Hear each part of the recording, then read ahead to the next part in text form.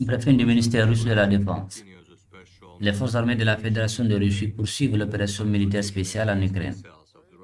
Des missiles aériens de haute précision de l'armée de l'air russe ont détruit des armes et des équipements militaires des États-Unis et des pays occidentaux, ainsi que du personnel des unités de réserve de l'affût, livrés à la gare de sol près de Soledar.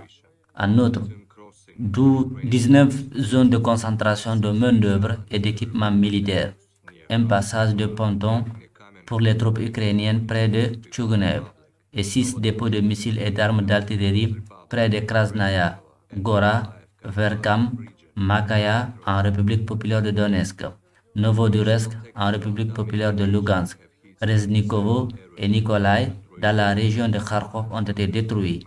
L'aviation opérationnelle tactique et de l'armée ont frappé 77 zones de concentration de main-d'œuvre et d'équipements militaires. Les attaques ont permis d'éliminer plus de 380 nationalistes et jusqu'à 38 véhicules blindés et motorisés.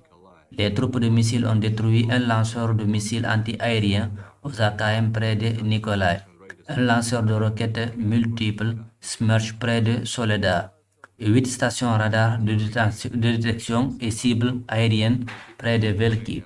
Les unités d'artillerie ont touché 6 postes de commandement, 28 unités d'artillerie en position de tir, 179 zones de concentration de main-d'œuvre et d'équipements militaires de l'affût, ainsi que 2 dépôts de munitions. Les moyens de défense aérienne russes ont abattu un drone Bayraktar TB2 près de l'île de Zemen. Un Su-25 de l'armée de l'air ukrainienne a été abattu près de Pogonovka, dans la région de Kharkov. En outre, 2 drones ukrainiens ont été détruits au-dessus de Mandrikono en République populaire de Donetsk et de Premovar en République populaire de Lugansk.